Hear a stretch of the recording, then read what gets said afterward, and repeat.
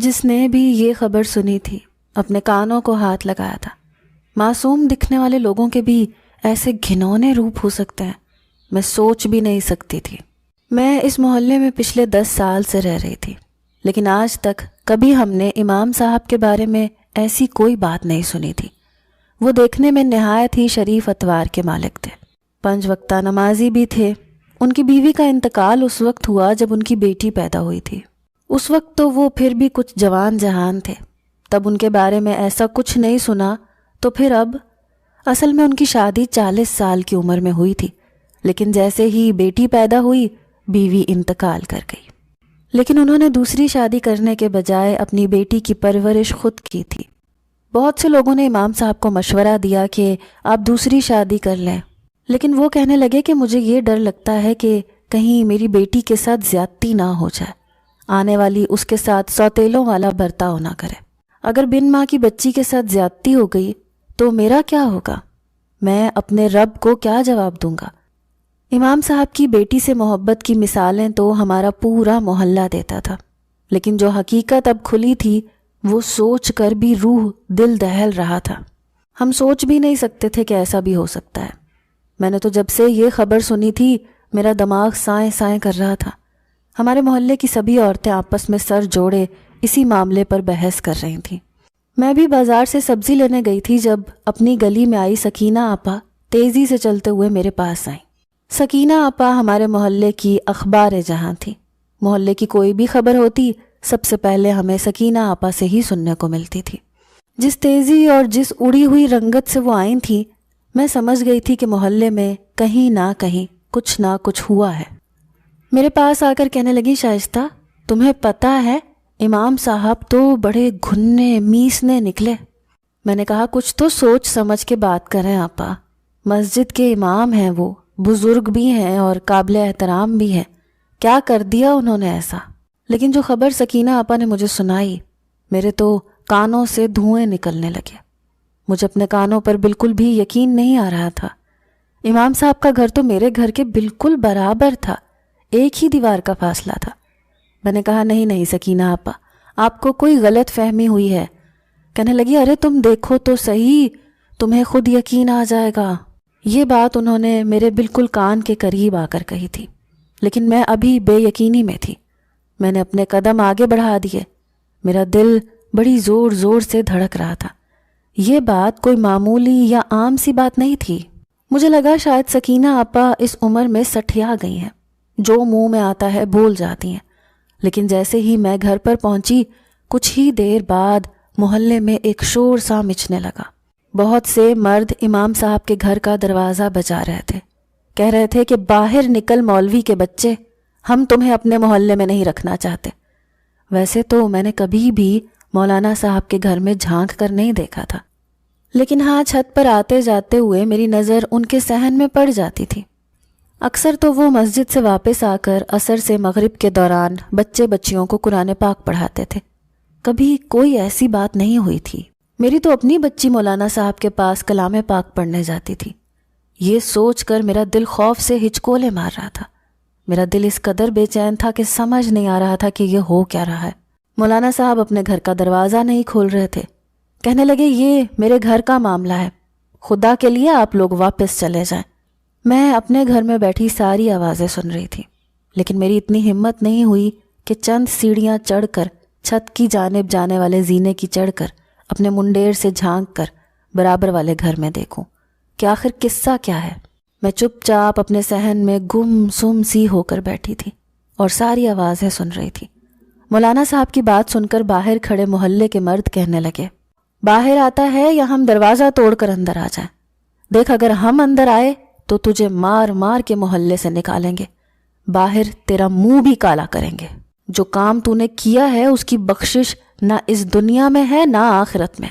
مولانا صاحب نے کہا کہ اگر تم لوگوں نے یہاں شور مچایا اور دنگا فساد شروع کیا تو میں پولیس کو بلا لوں گا۔ یہ میرا اپنا ذاتی گھر ہے، مجھے میری ملکیت والی جگہ سے کوئی نہیں نکال سکتا۔ لوگ کہنے لگے کہ ہم تمہارا جینا دو بھر کر دیں گے، تمہیں خود یہ گھر چھوڑ کر جانا پڑے گا۔ بہرحال پورے محلے میں بہت شور شرابہ ہوا اور وہ لوگ واپس چلے گئے۔ میرا دل تو قابو میں نہیں آ رہا تھا۔ میری بچی تو مولانا صاحب کی بڑی عزت کرتی تھی۔ میرے دل میں عجیب سے خیال آنے لگے۔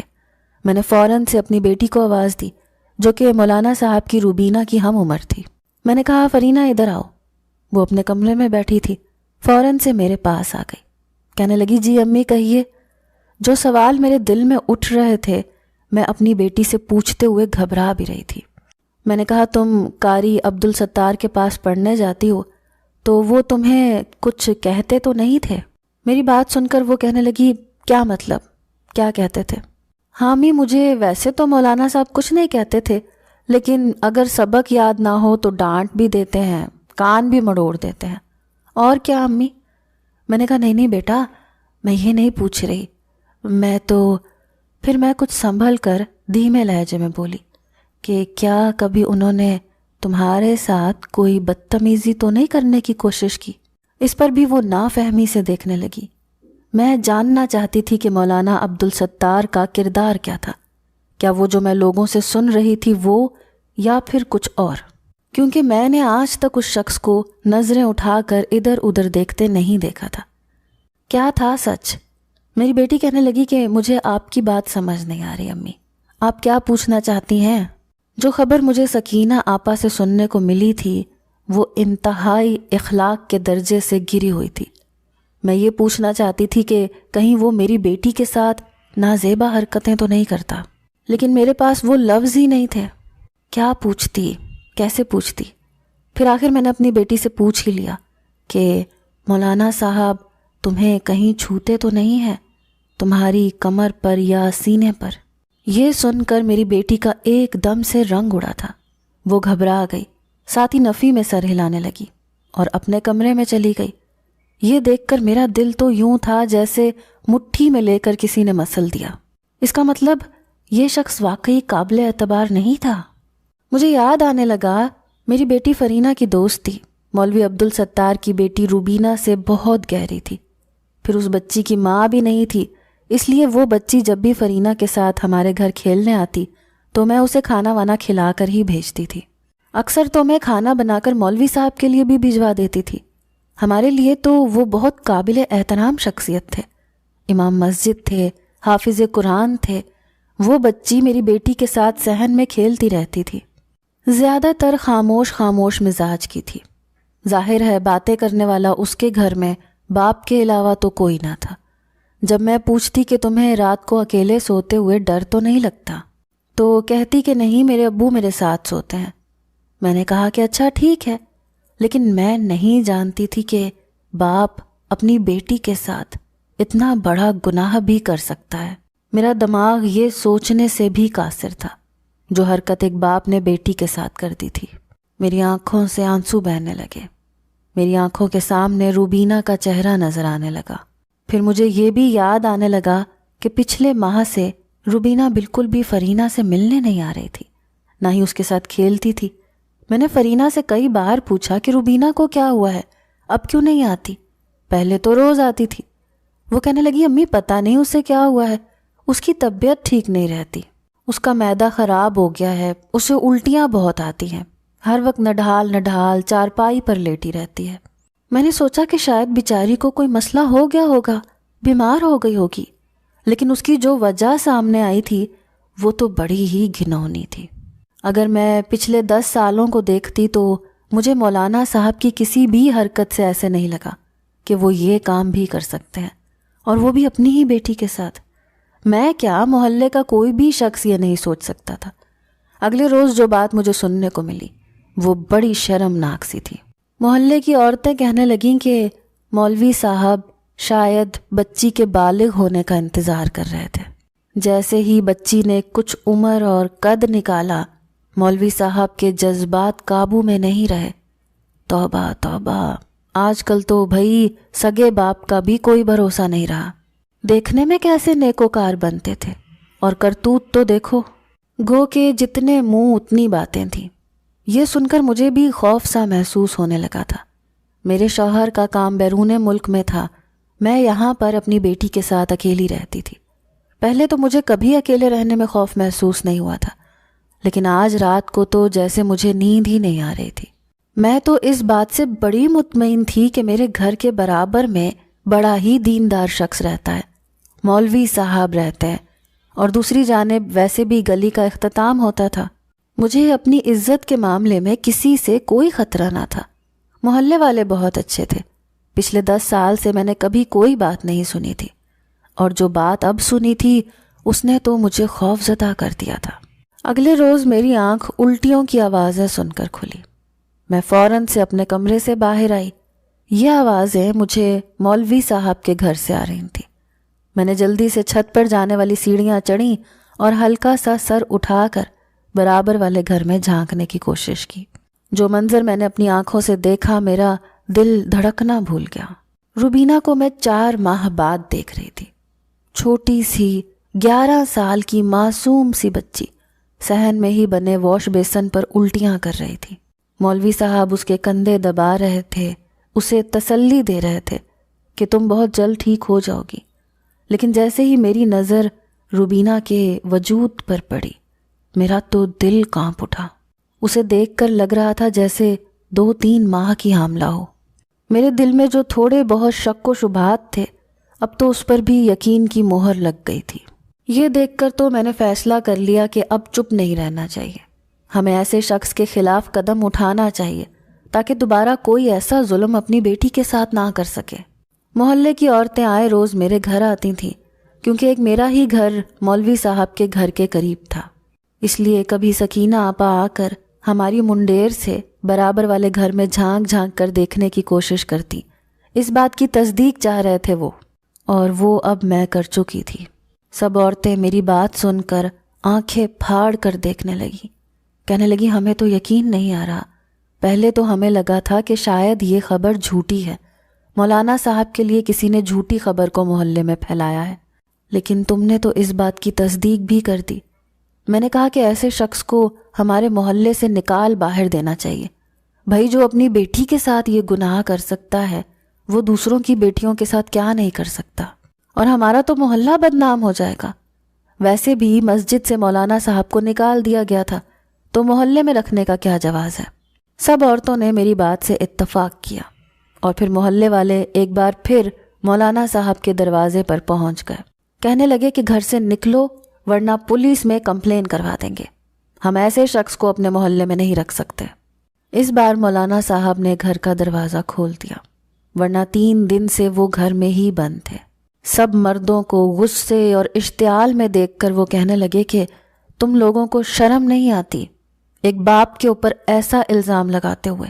میں بھلا کیوں اپنی بچی کے ساتھ ایسا گناہ کروں گا؟ میری بچی کو ایسا کوئی مسئلہ نہیں ہے، اس کو شاید گردوں کا مسئلہ ہے، اس لیے اس کا پیٹ پھول رہا ہے اور اسے الٹیاں آ رہی ہیں۔ یہ سن کر کچھ دیر کے لیے سب لوگ چپ ہو گئے کہ شاید مولانا صاحب کی بات میں کچھ صداقت ہو۔ پھر محلے کے لوگوں نے کہا کہ ٹھیک ہے، گھر کے قریبی ہاسپٹل میں ہم آپ کی بیٹی کو لے جاتے ہیں اور اس کے سارے ٹیسٹ کرواتے ہیں۔ اگر تو آپ سچے ہوئے تو آپ کی بیٹی کا علاج ہم سب محلے والوں کی ذمہ داری ہے، لیکن اگر آپ جھوٹے ہوئے تو پھر آپ کو یہ محلہ خالی کر کے جانا پڑے گا۔ مولانا صاحب کہنے لگے کہ نہیں، میں اس کا حکیمی علاج کروا رہا ہوں، اس کے لیے مجھے آپ لوگوں کی مدد کی ضرورت نہیں ہے۔ یہ بات سن کر میں بھی اپنے گھر کا دروازہ کھول کر باہر آ گئی، کیونکہ باہر خواتین بھی کھڑی تھیں۔ میں نے کہا یہ مولانا صاحب جھوٹ بول رہے ہیں، اگر یہ سچے ہوتے تو یہ کبھی بھی ڈاکٹر کے پاس لے جانے پر اعتراض نہ کرتے۔ میری بات سن کر مولانا صاحب نے مجھے حیرت سے دیکھا تھا۔ کہنے لگے بہن تم بھی ان لوگوں کی باتوں پر یقین کر رہی ہو؟ میں نے کہا مولانا صاحب میں نے تو خود دیکھا ہے، اب میں اتنی بھی بے وقوف نہیں ہوں کہ سمجھ نہ سکوں۔ اگر آپ سچے ہیں تو کیوں گھبرا رہے ہیں؟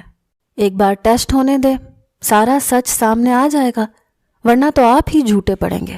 لیکن مولانا صاحب اس بات پر ماننے کو تیار ہی نہ تھے کہ ہم ان کی بیٹی کے ٹیسٹ کروا کر سچ کو سامنے لا سکیں۔ انہوں نے دروازہ بند کر دیا، کہنے لگے کہ میرے معاملات میں کوئی بھی نہ بولے۔ اب تو سب لوگ ہی مولانا صاحب کو برا بھلا کہنے لگے کہ یہ شخص جھوٹا ہے، اسے اس محلے سے نکال دینا ہے، یہی ہمارے لیے بہتر ہے۔ پولیس اسٹیشن پر جا کر سب محلے دار مل کر اس مولوی کی شکایت لگاتے ہیں۔ جب پولیس کی گاڑی اس کے گھر کے پاس کھڑی ہوگی تبھی یہ سیدھا ہوگا۔ اور پھر یہی ہوا۔ میں خود محلے کی عورتوں کے ساتھ پولیس اسٹیشن گئی تھی۔ محلے کے کافی معزز مرد بھی شامل تھے۔ ہم نے جا کر مولانا صاحب کے خلاف رپورٹ کروائی۔ پولیس نے بھی اس بات پر ایکشن لیا۔ مولانا صاحب کے گھر پہنچ گئے۔ وہ کہنے لگے کہ آپ کو اس بات پر کیا اعتراض ہے، آپ ایک بار ٹیسٹ کروا لیں، اگر آپ کی بچی کو واقعی میں گردوں کا مسئلہ ہے تو اہل محلہ اس کا علاج کروانے کے لیے تیار ہیں، پھر آپ کیوں انکار کر رہے ہیں؟ مولانا صاحب کہنے لگے کہ میں نے کہا ہے نا میرے گھر کا معاملہ ہے۔ وہ کہنے لگے نہیں مولانا صاحب، یہ آپ کے گھر کا معاملہ نہیں ہے، یہ گناہ ہے جس کا آپ نے ارتکاب کیا ہے۔ ہم آپ کی بیٹی سے سوال و جواب کرنا چاہتے ہیں، ہم پوچھنا چاہتے ہیں کہ آخر مسئلہ کیا ہے۔ مولانا صاحب اس بات پر بھی راضی نہ تھے کہ اپنی بیٹی کو پولیس والوں کے سوال و جواب کے لیے پیش کرتے، کیونکہ تمام شواہد مولانا صاحب کے خلاف ہی جا رہے تھے۔ پولیس موبائل میں بہت سی لیڈیز کانسٹیبل بھی آئی تھیں۔ انہوں نے اس بچی کو باہر بلایا اور ہم سب عورتوں کے ساتھ ہاسپٹل میں لے جایا گیا۔ اس بچی کی ساری رپورٹس کروائی گئیں جس کا خرچہ اہل محلہ نے اٹھایا تھا۔ اب سب کو ان رپورٹس کا انتظار تھا، کیونکہ اس کے نتائج ہی بتا سکتے تھے کہ بچی کے ساتھ مسئلہ کیا ہے۔ لیکن مولانا صاحب اس رات صحن میں بیٹھ کر پھوٹ پھوٹ کر روتے رہے۔ مجھے ان کے رونے کی آوازیں آ رہی تھیں۔ میں نے ذرا سا جھانک کر دیکھا تو وہ جائے نماز بچھائے گڑ گڑا کر روئے جا رہے تھے، شاید اپنے گناہوں کی معافی مانگ رہے تھے کہ ان کے گناہوں پر پردہ پڑ جائے، لیکن سچ کو کون ٹال سکتا ہے۔ چند دن بعد ہی اس بچی کی رپورٹس بھی آ گئی۔ وہ مولانا صاحب کے خلاف تھی۔ ان سے ثابت ہو گیا تھا کہ بچی حاملہ ہے، اسے گردوں کا کوئی مرض لاحق نہیں ہے۔ اب تو مولانا صاحب کو دھکے دے کر محلے سے باہر نکال دیا گیا۔ لیکن چند دن بعد جو خبر سننے میں ملی وہ بہت ہی عجیب و غریب تھی۔ مولانا صاحب اپنی بیٹی کو لے کر اس محلے سے نکل گئے اور ایک سنسان سی جگہ پر جا کر انہوں نے اپنی بیٹی کے سامنے خودکشی کر لی۔ ایک مولوی ہو کر ایک حرام موت کا مر جانا ہم سب کے لیے حیران کن تھا۔ ایک تو گناہ کیا اور اوپر سے بدنامی۔ اب تو سب مولانا صاحب کو برا بھلا کہنے لگے۔ ان کی بچی بہت زیادہ بیمار تھی، اسے ہاسپٹل میں ایڈمٹ کروا دیا گیا۔ اسے بار بار غشی کے دورے پڑ رہے تھے، لیکن عجیب بات یہ تھی کہ وہ بار بار اپنے باپ کا ہی نام لے رہی تھی، ان کو یاد کر کر کے رو رہی تھی۔ جب ہم اس سے پوچھتے کہ آخر یہ سب سلسلہ کیا ہے تو وہ کچھ بھی نہیں کہتی، چپ ہو جاتی، کہتی کہ میرے باپ نے مجھے سچ بتانے سے منع کیا ہے اور میں سچ جانتی بھی نہیں ہوں۔ مجھے کچھ نہیں پتا کہ میرے ساتھ گناہ کرنے والا کون تھا، لیکن میں یہ جانتی ہوں کہ میرا باپ ایک دیندار اور نہایت شریف شخص تھا، وہ میرے ساتھ ایسا گناہ کر ہی نہیں سکتا۔ ہم نے کہا کہ سارے ثبوت تمہارے باپ کے خلاف جا رہے ہیں اور تم بھی یہی کہہ رہی ہو کہ تمہیں نہیں معلوم کہ تمہارے ساتھ گناہ کرنے والا کون تھا۔ وہ کہتی تھی کہ پتہ نہیں، میں جب بھی ربڑی والا دودھ پیتی تھی تو مجھ پر غنودگی طاری ہو جاتی تھی اور اس کے بعد میں بالکل بے ہوش ہو جاتی تھی۔ جب مجھے ہوش آتا تو مجھے لگتا جیسے میرے پورے جسم میں درد ہو رہا ہے یا میرے جسم میں جان باقی نہیں رہی، لیکن میں اس کے علاوہ کچھ بھی نہیں جانتی۔ کچھ مہینے پہلے میری طبیعت بہت خراب ہوئی تو میرے والد مجھے ڈاکٹر کے پاس لے گئے۔ میں نہیں جانتی کہ اس ڈاکٹرنی نے میرے والد سے کیا کہا، لیکن واپس آ کر میرے والد پھوٹ پھوٹ کر روئے تھے۔ مجھے اپنے پاس بلایا، مجھ سے اس بارے میں پوچھنے لگے تو میں نے کہا کہ مجھے تو کچھ یاد نہیں، اور مجھے واقعی ہی کچھ یاد نہیں تھا۔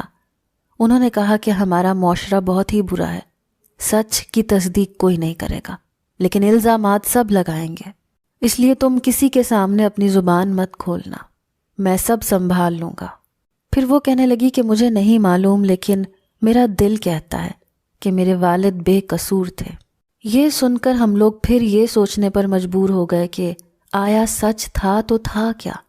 اس لیے ہم نے اپنے محلے میں اس گلی میں لگے ہوئے خفیہ کیمرے کی فوٹیج نکلوائی تاکہ دیکھ سکیں کہ آخر مولانا صاحب کے گھر میں زیادہ تر آتا جاتا کون تھا۔ اس میں سے ہم نے یہ دیکھا کہ زیادہ تر تو مولانا صاحب ہی اپنے گھر میں آتے جاتے تھے، بس ایک دودھ والا تھا جو اس وقت آتا تھا جب مولانا صاحب ظہر کی نماز پڑھنے جاتے تھے۔ اور وہ بچی ہی دودھ والے سے دودھ لیتی تھی۔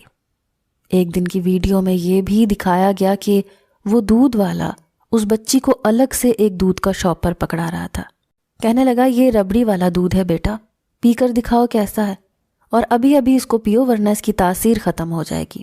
اس بچی نے اس شاپر میں لگے اسٹرا سے وہ دودھ پینا شروع کر دیا۔ کہنے لگی اچھا ہے، لیکن اس کے بعد وہ لڑکی اپنا سر پکڑنے لگی۔ فوراً سے دودھ والے نے اسے گرنے سے بچایا تھا، کیونکہ وہ بچی بے ہوش ہو چکی تھی، اور دودھ والا بھی ان کے گھر کے اندر جا کر دروازہ بند کرنے لگا تھا۔ یہ ویڈیو دیکھ کر تو ہمارے ہوش اڑ گئے تھے۔ ہم نے ایک نیک شخص پر بہت گھٹیا الزام لگا کر اسے اتنا بدنام کر دیا کہ اس نے موت کو گلے لگا لیا۔ ہمارا معاشرہ ایسا ہے کہ سچ نہیں سنتا، نہ جاننے کی کوشش کرتا ہے۔ شریف لوگ اپنی عزت سے ڈرتے ہیں کہ اگر وہ تصدیق کروائیں گے تو بدنامی ان کی بچیوں کی ہو جائے گی، اسی لیے ایسے واقعات پر خاموشی اختیار کر لی جاتی ہے۔ لیکن جب بچیاں حاملہ ہو جاتی ہیں تو یا تو الزام ان کے کردار پر لگا دیا جاتا ہے یا ان کے والدین پر۔ مولانا صاحب نہایت ہی شریف انسان تھے۔ ان کا تعلق صرف مسجد اور اپنے گھر سے تھا، اس لیے اپنی عزت کی خاطر انہوں نے چپ سادھ لی تھی۔ لیکن ان کی بچی کو کسی نے ایسی حالت میں دیکھ کر انہی کو برا بھلا کہنا شروع کر دیا۔ وہ بچی کہنے لگی کہ میرے والد مجھے ہر وقت کمرے میں بند رکھتے تھے تاکہ میں اس عذاب سے خلاصی پا لوں تو وہ بچہ کسی بے اولاد کو دے دیں، بات بھی رہ جائے گی۔ لیکن سکینہ خالہ نے ایک بار مجھے دیکھ لیا اور پھر میری بدنامی کرنی شروع کر دی، میرے باپ کو برا بھلا کہنا شروع کر دیا۔ وہ دودھ والا پکڑا جا چکا تھا، پولیس کے 4 ڈنڈوں پر اس نے اپنے جرم کا اعتراف بھی کر لیا تھا۔ لیکن مولانا صاحب کا کیا ان کی خودکشی کے ذمہ دار ہم لوگ نہیں ہیں؟ معاشرے کے ایسے لوگ جو اپنی عزت کی خاطر چپ رہ کر ایسی بدنامی سے بچنے کے لیے خودکشی کرتے ہیں تاکہ معاشرہ انہیں بدنام نہ کرتے، اور سچائی کو بھی چھپانے کی کوشش کرتے ہیں تاکہ ان کی بچیاں بدنام نہ ہو جائیں۔ ان کا قصوروار کون ہے؟